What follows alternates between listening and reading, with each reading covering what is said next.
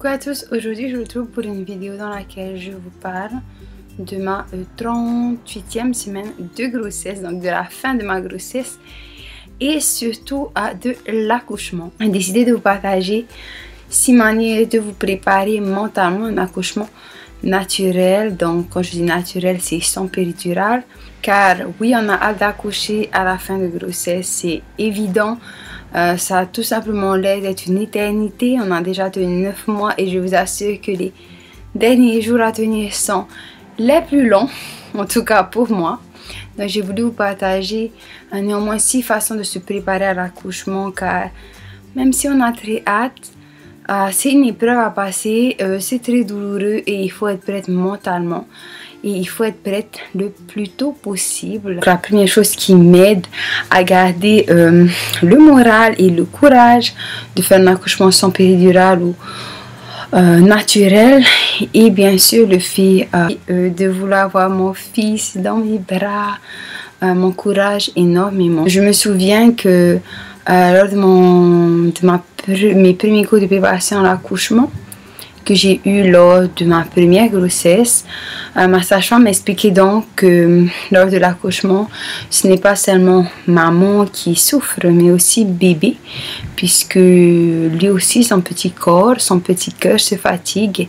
Et lorsqu'elle m'a dit ça, ça m'a vraiment persuadée que je ne veux pas laisser en fait mon bébé vivre cette épreuve tout seul, et que moi aussi je vais la vivre avec lui. Et d'ailleurs pendant l'accouchement, pendant surtout la dernière étape où je vais pousser bébé, je communiquais avec lui, je lui parlais et je disais que maman est là, que tout ira bien, qu'on est ensemble, qu'il n'est pas seul. Et donc c'est vraiment une expérience de partager cette épreuve avec son bébé. Donc pour moi c'est une chose qui m'aide beaucoup de me souvenir que je ne suis pas toute seule, qu'on est deux. La deuxième chose qui m'aide, c'est bien sûr les mots et le soutien de mon mari, qui est toujours là, qui évidemment ne sait pas quoi dire lorsque je dis je ne veux pas souffrir, puisque je lui dis je ne veux pas souffrir mais je ne veux pas prendre de péridurale et je veux faire ça naturel. Donc évidemment il ne sait pas quoi dire et je le comprends, mais rien que sa présence, ses câlins, ses mots, tout ce qu'il peut dire c'est que tout ira bien. Que le soutien de mon mari, de mon conjoint ou de n'importe quelle personne qui vous entoure d'ailleurs et qui vous suit dans cette grossesse est vraiment quelque chose qui peut vous aider. Une question de ne pas être seul mais d'être accompagné. Donc le troisième point que j'ai voulu souligner est bien sûr le soutien de vos sages-femmes. Posez-lui autant de questions que vous voulez, que vous pouvez. Posez-lui des questions pour savoir comment cela va se passer. Est-ce que c'est vraiment ce que vous voulez? Posez-lui des questions afin de savoir ce qui va vous arriver. Je sais que d'un pays à l'autre, les accouchements sont complètement différents. Et donc, ici en Nouvelle-Zélande, j'ai la bénédiction d'avoir pu choisir d'accoucher en fait dans l'eau. Donc c'est une nouvelle expérience, mais même dans l'eau cela m'inquiète un peu parce que c'est nouveau en fait. Donc je lui pose des questions et elle me répond et cela m'aide beaucoup.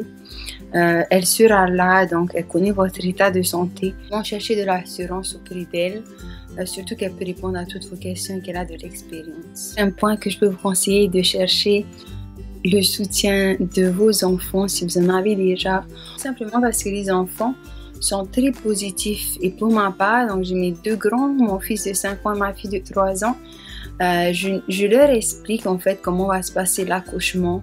Je leur explique que ça va être douloureux, simplement parce que je veux qu'ils soient au courant s'ils vont me voir souffrir, s'ils vont me voir avoir mal pour mes contractions. Je veux qu'ils sachent la raison. Et les enfants ils ont tellement fond en nous qu'ils amènent toujours des ondes positives et des questions et des réflexions qui font rire parfois. Et ça est quelque chose en fait qui m'aide énormément à me préparer, et leur enthousiasme de voir bébé arriver m'encourage. La cinquième chose que vous pouvez faire pour vous préparer est de rester positive. C'est qu'en arrivant à la fin de votre grossesse, vous allez être vraiment grincheuse. En tout cas, moi c'est le cas. est négative et stressée, honnêtement, je pleure énormément pour rien du tout. Donc, une manière de rester positive est de se relaxer, de chercher des moyens de se relaxer. Pour ma part, par exemple, faire de l'exercice, marcher un peu, bouger, m'aide à me détendre. Maintenant, chacun sa façon de faire. Si vous préférez tout simplement prendre un bon bain chaud ou aller vous faire une manucure ou aller chez le coiffeur, faites-vous plaisir, mais déstressez-vous pour ce jour, car celles qui ne le savent pas, plus vous êtes tendu, moins vite le col de l'utérus va se dilater. Pour la simple et bonne raison que l'utérus est un muscle et que pour détendre un muscle, il faut se détendre en fait. Les cours de préparation à l'accouchement vous expliquent la manière de respirer correctement, différentes positions que vous pouvez adopter pour que la douleur soit moins intense, moins forte. Et voilà, cherchez des moyens de vous détendre. Enfin, une des choses que vous pouvez faire, et ce sera donc la dernière pour moi, bien sûr il y a beaucoup d'autres moyens de se préparer, mais en tout cas moi c'est ce que je fais. Renseignez-vous au maximum sur comment va se passer l'accouchement. Toutes ces petites choses peuvent vous aider à ne pas vous focaliser sur la douleur, mais penser à autre chose. Donc, mettez-vous au courant. Les cours de préparation à l'accouchement vous donnent énormément de renseignements nécessaires, donc vous saurez la plupart des choses. Mais si vous pouvez vous renseigner sur le net auprès de votre sage-femme, n'hésitez pas à poser des questions, même si parfois vous allez voir les mêmes questions. Mais soyez prêts pour ce jour. En tout cas, moi, je sais que pour ma part, lorsque je sais à quoi m'attendre, je suis préparée. Certaines personnes ne le sont pas, certaines personnes préfèrent ne pas savoir ce qui va se passer. Et ça, c'est votre choix. Mais pour ma part, j'aime beaucoup être renseignée, en fait, savoir qu'est-ce qui m'attend, être préparée. Je n'aime pas trop le suspense, surtout quand je sais que ça va me faire mal et que je vais souffrir. Donc, je préfère être au courant de ce qui va se passer. Vous pouvez penser que parce que c'est ma 3e grossesse, donc mon 3e accouchement, je suis totalement sereine. Et bien, en fait, c'est pas le cas. Mon premier accouchement s'est plutôt bien passé. Mon 2e accouchement, par contre, était pas un si bon souvenir. Tellement, en fait, ça m'a fait mal. En fait, ce n'était pas pareil que mon premier accouchement. Et en fait, bien qu'on sache théoriquement comment l'accouchement se passe, chaque accouchement est différent, chaque femme est différente. Et d'une femme à l'autre, l'accouchement change. Et d'un enfant à l'autre, l'accouchement change. Donc, on n'est jamais assez prêt, pour moi en tout cas. Et aussi le fait de savoir, de me dire que j'avais tellement eu mal avec ma fille. Là, ça va me faire mal pareil, me fait assez peur en fait. Donc, j'essaie vraiment de me relaxer. Honnêtement, je n'ai jamais été aussi stressée pour un accouchement que pour celui-là. J'ai donné beaucoup de points pour préparer mentalement. N'oubliez pas que l'accouchement est une épreuve physique en fait. Donc, si vous pouvez vous préparer aussi physiquement à l'accouchement, c'est quelque chose de bien. Donc, faire des petits exercices, aller marcher, faire des petites vidéos que vous pouvez trouver sur le net peut aussi vous aider à l'accouchement, surtout à respirer. Donc,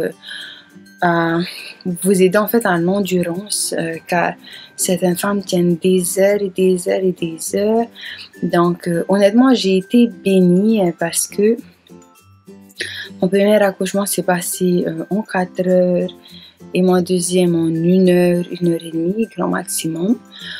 Donc, c'est long, mais c'est beaucoup moins long que certaines personnes qui accouchent en 15 heures, parfois en 10 heures, c'est énorme. Donc, si vous souhaitez accoucher sans péridurale, préparez-vous aussi physiquement. Je pense que si on est capable de tenir l'activité sportive avec un bon... en respirant correctement, ce serait beaucoup plus facile lors de l'accouchement. Donc, n'oubliez pas ce petit point.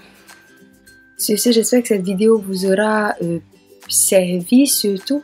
J'espère que si votre accouchement approche, tout ira bien. Et si vous êtes au début d'une grossesse, que vous allez vous préparer pour cela. Donc, c'est un choix. Vraiment, chacun ses choix Certaines femmes sont capables de supporter l'accouchement, certaines ne le sont pas. Tout cela dépend de votre choix. Et si vous avez d'autres questions concernant l'accouchement, la maternité ou des choses que vous voulez savoir, n'hésitez pas à me les poser. J'y répondrai. Et sur ce, je vous dis à la prochaine. Bye!